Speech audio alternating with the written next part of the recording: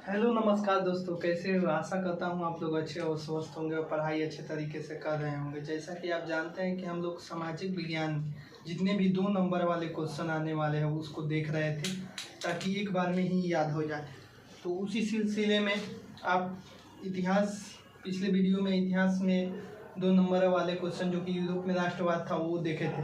आज वाले जो लेक्चर है उसमें हम लोग फिर अर्थशास्त्र का जो सेकेंड चैप्टर है उस चैप्टर का हम लोग जितने भी क्वेश्चन हैं उसको पढ़ेंगे। तो सबसे पहले का तो आइए हम लोग देखते हैं आय से क्या समझते हैं। पहला क्वेश्चन है आय।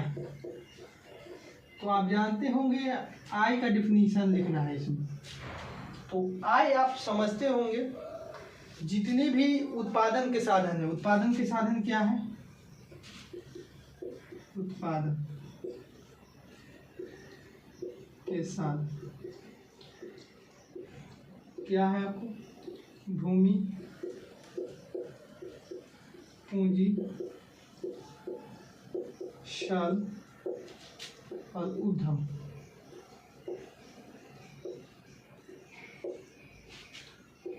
ये सब उत्पादन के साधन है। उत्पादन के साधन भूमि, पूंजी, श्रम जो है इससे किसी निश्चित अवधि में जो धन प्राप्त होता है उसे क्या कहते हैं? उसे आय कहते हैं। तो इस बात को लिखना है, उत्पादन के साधन भूमि, पूंजी, श्रम आदि से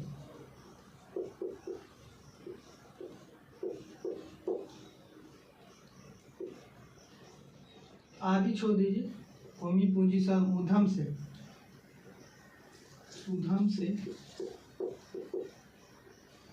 किसी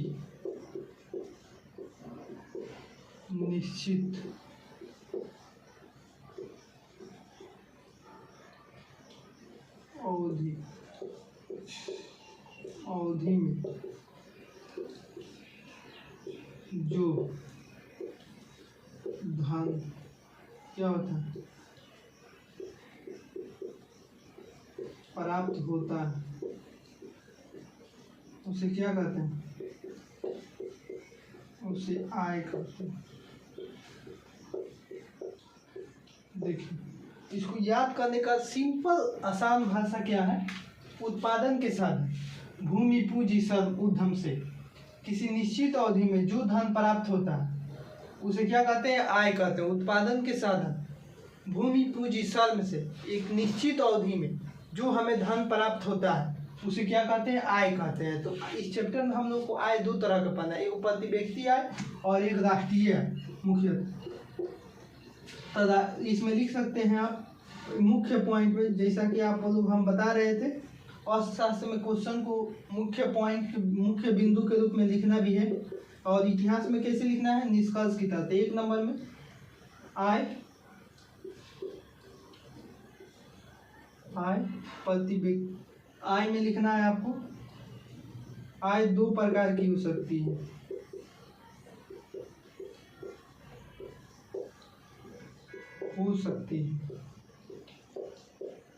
एक आपको प्रति व्यक्ति आय,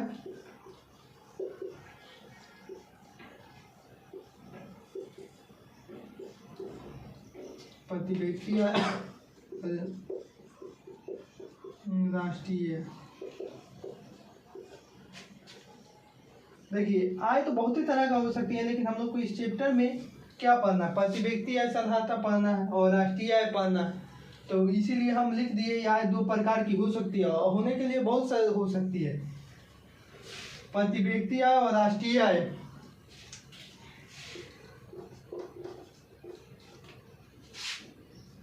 और दूसरा क्या ले लेते हैं? देखिए, आय से किसी का जीवन स्तर किस लेवल पे उससे पता चलता है। देखिए, जिस व्यक्ति का जीवन आय ज़्यादा रहेगा उसका जानते हैं आप, वो अच्छे से आपको रहन सहन समाज में रहेगा, अच्छा से अच्छा कपड़ा पहनेगा, अच्छा मकान बनाएगा, इस तरह का अच्छा कार्य वो करेगा। तो जीवन स्तर का आय से किसको पता चलता है? मुख्य पॉइंट में और लिख दीजिएगा, आय से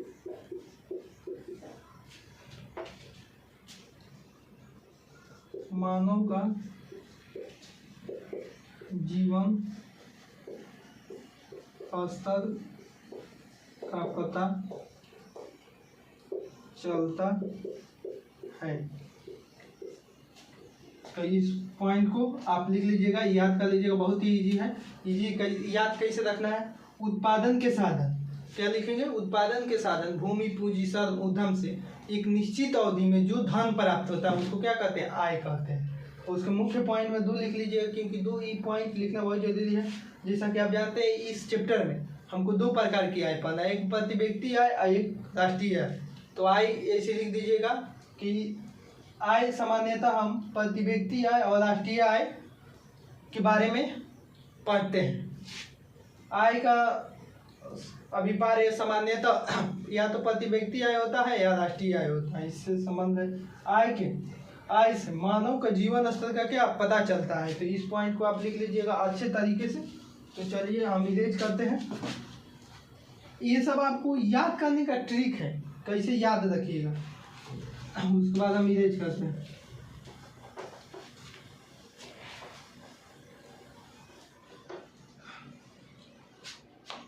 अब देखिए दूसरा क्वेश्चन है सकल घरेलू GDP, gross domestic product, gross domestic product English में बोलते हैं। देखिए इसका डिफिनीशन कैसे याद रखना है। किसी भी देश में क्या, किसी भी देश में एक वर्ष में, कितने वर्ष में? किसी भी देश में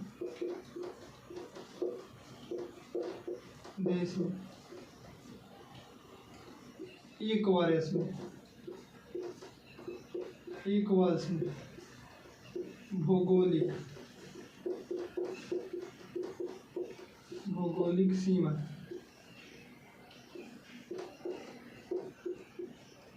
भौगोलिक सीमा के अंदर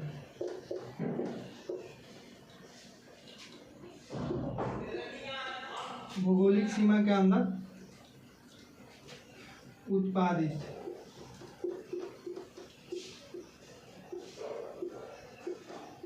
अंतिम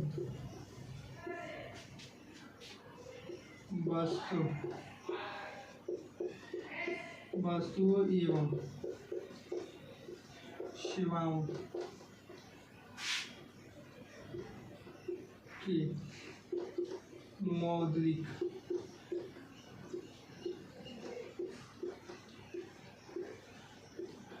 मूल्य को सकल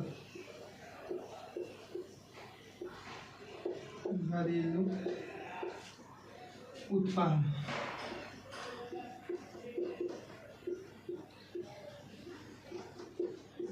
कहते हैं। देखिए इसको याद करने का कैसे ट्रिक है। इसका फुल फॉर्म क्या होता है? Gross domestic product. किसी भी देश में एक वर्ष में उसकी जो भौगोलिक सीमा के अंदर उत्पादित अंतिम वस्तुओं सेवाओं को मौद्रिक मूल्य को क्या कहते हैं? सकल घरेलू उत्पाद कहते हैं। तो कोई भी देश है उसके अंदर एक वर्ष में, कितने वर्ष में? मात्र एक वर्ष में जो आपको उसके भौगोलिक सीमा के अंदर जितने भी उसकी सीमाएं, उसके भौगोलिक सीमा के अंदर एक वर्ष में जितने भी उत्पादन हो रहा है और अंतिम उत्पादन, ये नहीं कि मान लीजिए आप कोई सामान बनाए, ठीक, मान लीजिए आप बिस्कुट बनाए, आप बिस्कुट बना लिए तो आपको बिस्कुट बना लिए तो उसका पैकिंग भी तो करना है, वो तब जाकर अंतिम प्रोडक्ट बन पाएगा। आपको बिस्कुट बन गया फैक्ट्री में, तो यहीं पे ये अंतिम प्रोडक्ट तो हुआ नहीं, इसको अभी पैकिंग कीजिएगा। आप जब पैकिंग कर देंगे तब ना बेचने लायक एकदम हो जाएगा, तो उसी को अंतिम प्रोडक्ट कहते हैं। ये नहीं को आप यहाँ बिस्कुट बनाए यहीं पे इसका क्या कर लिए, दाम जोड़ लिए, मौद्रिक मूल्य अकादी सकल घरेलू उत्पादित ना है, लेकिन वहाँ पे वो सही नहीं हुआ, क्योंकि अभी उसको जो अंतिम रूप से उत्पादित किया गया, मतलब अंतिम जब क्या बोलते हैं, जब खरीदने वाला खरीद सके उसको अंतिम प्रोडक्ट कहते हैं। क्योंकि बिस्कुट तो खुला बिकता नहीं है, पॉकेट में बिकता है, तो जब वो बेचने लायक एकदम हो जाएगा जिससे उपभोक्ता उसको खरीद सके, तब उसको क्या कहते हैं? अंतिम प्रोडक्ट कहते हैं। तो उस अंतिम प्रोडक्ट मौद्रिक मूल्य को जोड़ना है, ना कि सिंपल कोई भी वस्तु या सेवाओं को मौद्रिक मूल्य नहीं जोड़ना, अंतिम रूप से जो बेचने लायक हो गया है उसको। तो इस तरह आप याद कर सकते हैं। और इसका मेन मुख्य पॉइंट से क्या, ये प्रति वर्ष कैलकुलेट किया जाता है। सकल घरेलू उत्पाद प्रति वर्ष आकलन किया जाता है, आकलन किया जाता है। और दूसरा क्या लिख लीजिएगा, यह देश का आर्थिक विकास का सूचक होता है। देखिए आप, हमको कैसे याद है ये सब बात, हमको पढ़े हुए अभी 2020 में मैं मैट्रिक का एग्जाम दिया हूँ, तब से हमको अभी तक इसलिए याद है क्योंकि हम इस बातों को समझे हुए हैं, न कि रट के आए होंगे। अगर रट के आए होते तो हम बार बार घबरा जाते। तो आप समझने की कोशिश कीजिए, नहीं तो आपको भी वही हाल होगा जैसे रट के आप आते होंगे, भूल जाते होंगे। तो आप समझने की कोशिश कीजिए, तो उस तरह आप समझ के अगर याद रखिएगा तो कितना आप सुंदर अच्छा अपना भाषा में लिख सकिएगा। नहीं तो अगर मेरा चाहे किसी भी टीचर को आप लिखाया हुआ रटने की कोशिश कीजिएगा तो दिक्कत हो जाएगी, क्योंकि बहुत ज़्यादा सब्जेक्ट है। तो आप कोशिश करिए इस बात को, जिसे हम कितने तूर को बता दिए, इतना इजी को एक बार आप ध्यान से देख लीजिएगा तो याद हो जाएगा। इसके बाद नोट्स बना लीजिए और इसी को आप मर्ज करके आराम से डिफिनीशन लिख दीजिए। लेकिन आप जब याद करने के पर्पज से लिखना है तो ऐसा लिखिएगा तो याद तुरंत हो जाता है तोड़ के। चलिए आप स्क्रीनशॉट ले लीजिए, तब तक हम इसको इरेज करते हैं।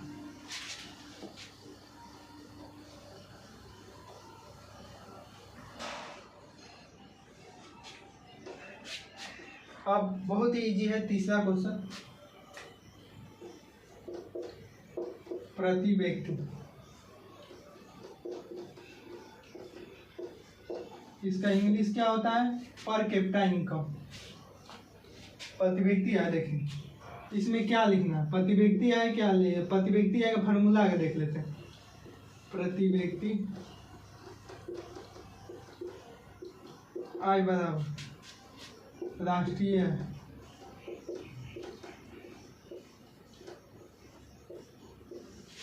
आय बाई देश की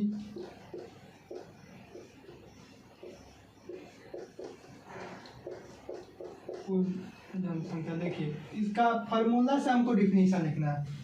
जब किसी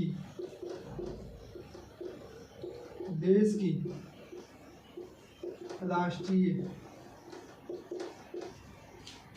राष्ट्रीय आय में उस देश की कुल जनसंख्या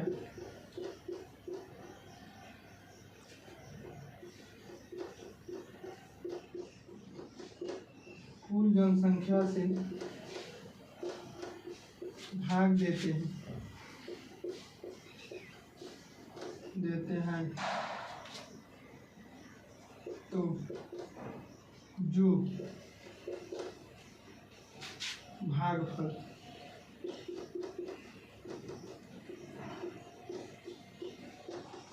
प्राप्त होता है उसे उस देश की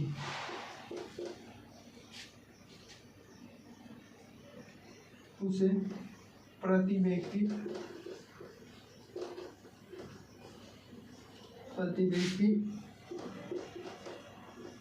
आय कहते हैं।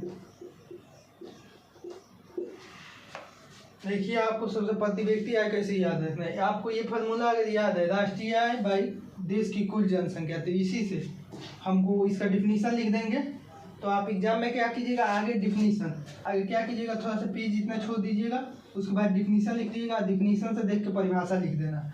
तो जब किसी देश की राष्ट्रीय आय में उस देश की कुल जनसंख्या से भाग देते हैं तो जो भागफल प्राप्त होता है उसको हम क्या कहते हैं, प्रति व्यक्ति आय कहते हैं। आप पूरी इस तरह से लिख दीजिए, एकदम सटीक है, इससे सटीक हो ही नहीं सकता है। तो आप इतना सटीक लिखिएगा तो आपको एकदम पूरा फुल में फुल मार्क्स। देखिए अब राष्ट्रीय आय, प्रति व्यक्ति आय आप देखे होंगे, जो विश्व बैंक है वो क्या करता है, विश्व बैंक आपको देश को मतलब कि प्रति व्यक्ति आय के आधार पर क्या करता है, वो मतलब बांटता है कि विकसित देश है, विकासशील देश है और विकसित देश है। तो जिनका प्रति व्यक्ति आय ज़्यादा होता है, बहुत ज़्यादा होता है, उसका एक बॉर्डर लाइन देता है, हर एक ईयर बॉर्डर लाइन चेंज होते रहता है कि इतना डॉलर प्रति व्यक्ति आय से इतना ज़्यादा है तो ये विकसित है, इतने से इतने के बीच में प्रति व्यक्ति आय तो विकासशील है, इससे नीचे है तो अविकसित देश। तो जो विकसित और अविकसित और विकासशील देश का जो कंसेप्ट है किस पे निर्धारित किया जाता है, प्रति व्यक्ति आय। तो इस बात को लिख दीजिएगा, मुख्य पॉइंट में क्या हो जाएगा, मुख्य बिंदु में विकसित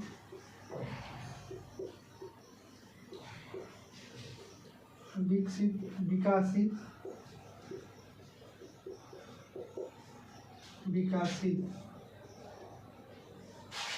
और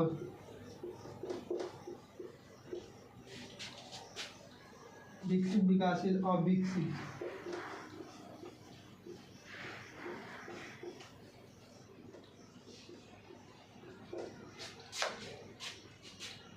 देश की अवधारणा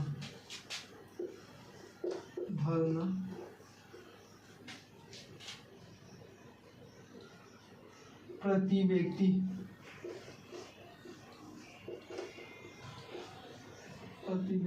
आय पर टीका है या आधारित है, कुछ भी लिख सकते हैं। अब इसमें दूसरा अगर लिखना चाहे तो जिसका प्रति व्यक्ति आय जितना अधिक होगा ओके, मतलब कि ये प्रति व्यक्ति आय अगर ज़्यादा हो रहा है तो जिसका आर्थिक विकास क्या है, ज़्यादा हो रहा है, ये भी आर्थिक विकास का भी योगदान करता है। मतलब जिसका प्रति व्यक्ति आय ज़्यादा होगा यानी कि आर्थिक दृष्टि से वो देश क्या है, विकसित है, धनी है। तो ऐसा भी लिख सकते हैं, वो जिस देश के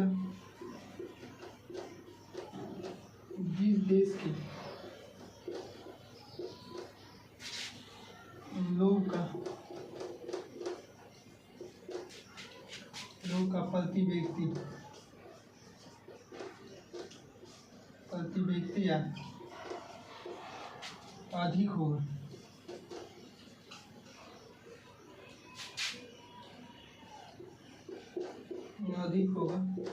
वह देश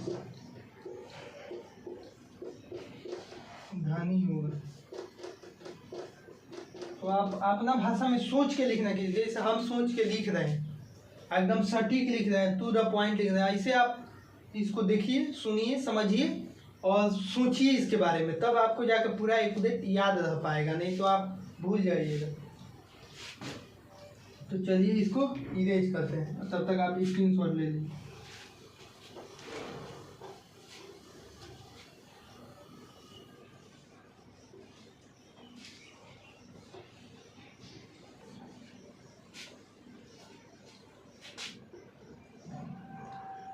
अब क्वेश्चन नंबर 4 है।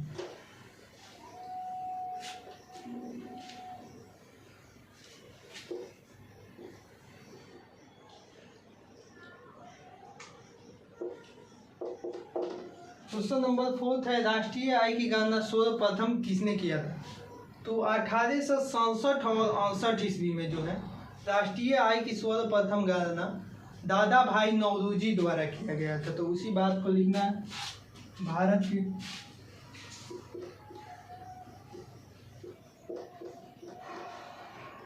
राष्ट्रीय आय की गणना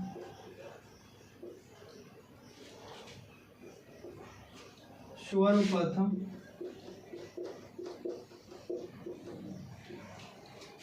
1867 और 1868 में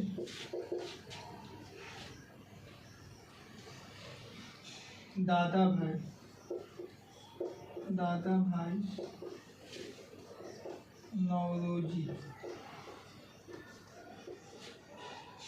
नौरोजी के द्वारा किया गया था। तो इस बात को आप लिख दीजिएगा। उसके बाद आपको क्या लिखना, मुख्य पॉइंट में, मुख्य बिंदु में आपको क्या इनका एक बुक का नाम था poverty and on British rule in India. इनका बुक का नाम इतना बड़ा एक था। उसी में ये सबसे पहले भारत की राष्ट्रीय आय की चर्चा किए थे। जब इनकी राष्ट्रीय आय की चर्चा किए थे तो ये बताए थे भारत के प्रति व्यक्ति आय कितनी है, 20 रुपया है। तो इनका एक बुक था poverty and on British rule in India. इसी में सर्वप्रथम इसी बुक में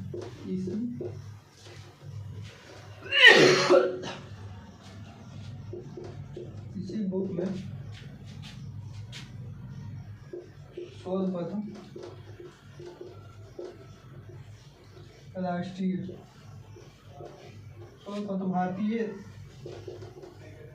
भारत की राष्ट्रीय आय के बारे में, राष्ट्रीय आय की चर्चा की गई थी। हो गया। उसके बाद आपको ये कितने रुपये राष्ट्रीय आय की गणना कितने रुपये बताए थे, मुख्य पॉइंट में लिख दीजिएगा। दादा भाई नौरोजी के अनुसार, दादा भाई नौरोजी के अनुसार उस समय भारत का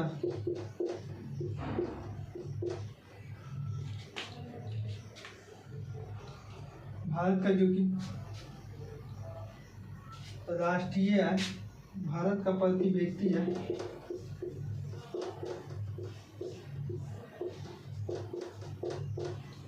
20 रुपया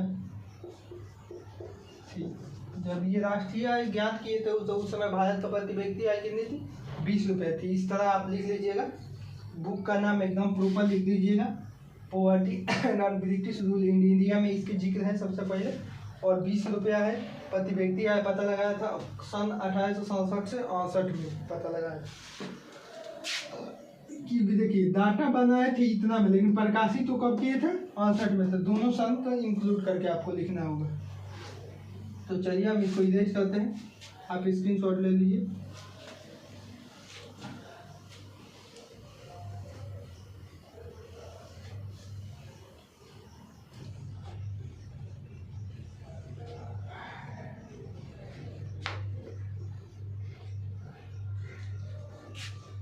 क्वेश्चन नंबर 5 है,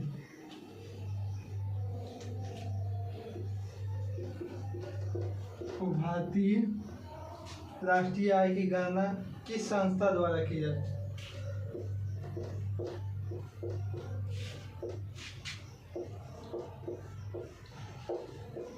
किस संस्था के द्वारा की जाती है? ई क्वेश्चन है। भारतीय राष्ट्रीय आय की गणना की NSO, और कहीं कहीं बुक में CSO दिया है, नेशनल स्टैटिस्टिकल ऑफिस, राष्ट्रीय सांख्यिकी कार्यालय, और सेंट्रल स्टैटिस्टिकल ऑफिस। तो ये दोनों संस्थाएं जो कि है राष्ट्रीय आय की गणना करती है। बट बात ये है कि करती तो ये दोनों है, लेकिन सबसे पहले ये कर रही थी। कहीं कहीं पुराने बुक आप खोलिएगा तो CSO दिया है, लेकिन अब इसका नाम बदल के, मतलब अब जो नया आया है वो NSO आ गया। तो आपके बुक में जो दिया है वो लिख सकते हैं बट अगर कोई भी चीज़ है जो अपडेटेड है उस चीज़ को लिखते हैं। तो चलिए आइए